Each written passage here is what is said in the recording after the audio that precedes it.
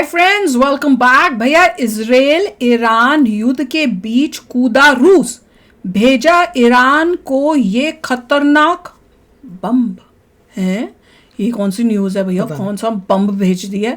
चलो देखते हैं, वीडियो शुरू करते हैं। वीडियो शुरू करने से पहले अगर आप चैनल पर नए हो और आपने अभी तक सब्सक्राइब नहीं किया तो जल्दी से पहले सब्सक्राइब के बटन और बेल आइकन को क्लिक कर लो ताकि आपको हमारे सारे न्यू वीडियोस के नोटिफिकेशन मिल जाए जैसे हम अपलोड करें। अगर आपको वीडियो पसंद आता है प्लीज लाइक एंड शेयर। चलिए शुरू करते हैं। इजराइल मिसाइलों को मार के गिरा देता है। इजराइल की सबसे बड़ी कमजोरी है क्लस्टर बम। रूस ने क्लस्टर मिसाइल ईरान को पहुंचा दिया है और ईरान कर आगे आ बबुआ तो सब बुखार छोड़े। तो क्लस्टर बम क्या होता है ना, क्लस्टर बम कुछ अभी जस्ट नाटो का सदस्य बना है फिनलैंड। नाटो सदस्य बनने के बाद सारे 32 मिलके एक दूसरे को मारते हैं सर। अब रूस को चारों ओर से घेर रहे हैं सर। 32वां आई जानते हैं क्या करता है रूस? कहता है कि जिस दिन हम पर नाटो ने हमला किया आंख बंद करके परमाणु बम मारेंगे जहां जाए। हाँ, और उसका नाम भी रखा डेड हैंड, मरा हुआ हाथ। अगर ऐसा कुछ किया ऑपरेशन डेड हैंड। जैसे ऑपरेशन डेड हैंड करेगा रूस के सारे मिसाइल निकलना चालू होंगे और सब पे फिक्स है कहाँ कितना परमाणु बम मारना है। और सबके हर शहर के हिसाब से 3-3 गो रख ले, एगो मार के गिराओगे ना। परमाणु बम को मारिए देंगे तो क्या हो जाएगा? अभी देखिए ना, इजराइल मिसाइलों को मार के गिरा देता है। इजराइल की सबसे बड़ी कमजोरी है क्लस्टर बम। कौन बम? Cluster bomb. क्लस्टर बम क्या होता है ना, मिसाइल नहीं होती है उसकी सबसे, जैसे ये मिसाइल हो गया, ठीक है, मिसाइल हो गया। अब मिसाइल हो गया, इसके अंदर ना बम भर देते हैं सर। इसके अंदर क्या भर देंगे सर? यूं जाता है, इसको उड़ा देंगे सर, नीचे लगा देंगे सर इंजन। ये गया यहाँ पे। अब इसके पास यहाँ सेंसर लगा देंगे सर। सेंसर मतलब अगल बगल के चीजों को क्या करता है, सेंस करते रहे।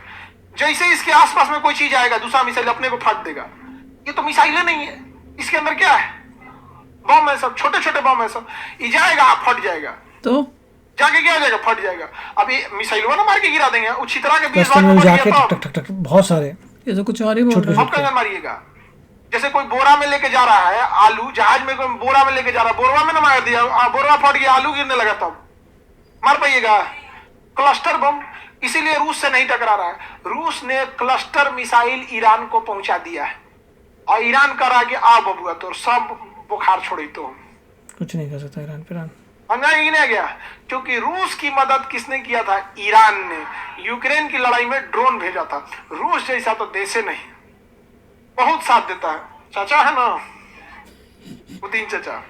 आगे बढ़े सर। ये मत बताइए आप क्या कौन हमारा देश का दिक्कत है? हमारे देश के लिए दिक्कत रहता हम बात नहीं बोलते हैं क्या? जो हमारे देश के लिए, हम लोगों का मतलब है इसमें।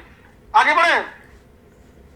लड़ाई होते रहेगा विश्व में ना, तो अमेरिका वगैरह हम लोग से अच्छा संबंध रखते हैं सब। और जैसे ये टेंशन फ्री हो जाते हैं तो हम लोग को टेंशन देने लगते हैं सब। इसीलिए हम नहीं चाहते कि कभी खाली बैठे। दिल से बता रहे हैं आप लोग को, अभी खाली बैठेगा ना अमेरिका पाकिस्तान को हथियार दे देगा, एडवांस हथियार देता, हम लोग टेंशन में हो जाएंगे। और फिर तो भारत को उससे एडवांस खरीदना पड़ेगा, मजबूरी में खरीदना पड़ेगा। अभी देखना चाइना इतना बढ़िया हथियार दे दिया किसको? पाकिस्तान को। अब मजबूरी में हम लोग खरीद रहे हैं। अच्छी बात थोड़ी है हथियार पे इतना उतना मेडिकल साइंस पे खर्चा कर देते। जितना हम जहाज खरीद रहे हैं उतना एयर एम्बुलेंस खरीद लेते हैं। फटाक से हवाई जहाज में बैठ के किसी मरीज को ले जा सकते थे। भैया, रशिया ने दिया क्लस्टर क्या बॉम्ब।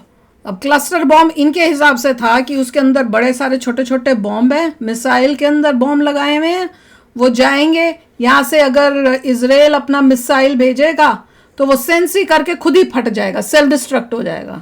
देखिए नॉर्मली क्लस्टर बॉम्ब वही होता है कि उसमें बहुत सारे छोटे बॉम्ब्स होते वो हैं। तो इन्होंने उसका एप्लीकेशन आप जहाँ पे कर सकते हैं। एक जगह तो मैंने देखा था, मिसाइल जाती है उसके आगे बहुत सारे क्लस्टर बॉम्ब्स होते हैं, वहाँ जाके इनसाइड एक गिरे वो वहाँ से पूरे फायर करते हैं, धक धक धक धक धक दूसरी जगह पे, और पूरा एरिया को बॉम्ब कर देते हैं। क्लस्टर बॉम्ब है। मगर जो भी यहाँ पे ये है कि रशिया ने सारा पंगा शुरू किया था यूक्रेन के साथ कि यूक्रेन नेटो का पार्ट हो रहा है। और उससे क्या हुआ, उसका साथी फिनलैंड भी चला गया, स्वीडन भी चला गया, तो उसे एक बचाने के बदले 2 का लॉस हो गया रशिया को। अब रशिया ये कह रहा है कि उसके जितने मिसाइल्स हैं डिफरेंट कंट्रीज़ में दैट्स फाइन है, मगर दूसरी कंट्री सो नहीं रही, उनके पास ये मिसाइल जो है रशिया की तरफ पॉइंटेड हैं। अगर पूरा जो है यूरोप और यूएसए टुगेदर अटैक करे तो it will be very difficult.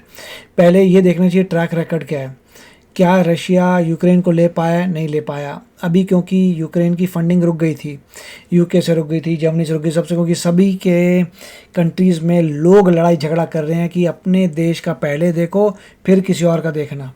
Her country में वही बात है, हर कंट्री बोलती है, यूएसए भी यही कह रहे हैं कि अपने देश को पहले देख लो, तुम्हारे इतने इलीगल इमिग्रेंट जो आ रहे हैं मेक्सिको बॉर्डर उसको सॉल्व कर लो, उसके बाद जो है दूसरों का देखना, अपनी तो प्रॉब्लम सॉल्व कर। सिमिलरली यूके में भी वही बात हो रही है, जर्मनी में बात हो रही है, हर कंट्री में। तो यूक्रेन की फंडिंग रुक गई थी, अब जाके यूक्रेन की फंडिंग शुरू हुई है। जब तक यूक्रेन की फंडिंग हो रही थी रशिया आगे नहीं बढ़ पा रहा था। अब पता चला है कि ज़रा छोटा रशिया आगे बढ़ पा रहा है, मगर अब जितनी भी फंडिंग होगी प्रॉब्ली कपल ऑफ मंथ्स में, जब तक उनके पास एक्चुअल वेपन्स आएंगे फिर वो फायर करेंगे तो वापस फिर धीरे धीरे रशिया को पीछे करेंगे।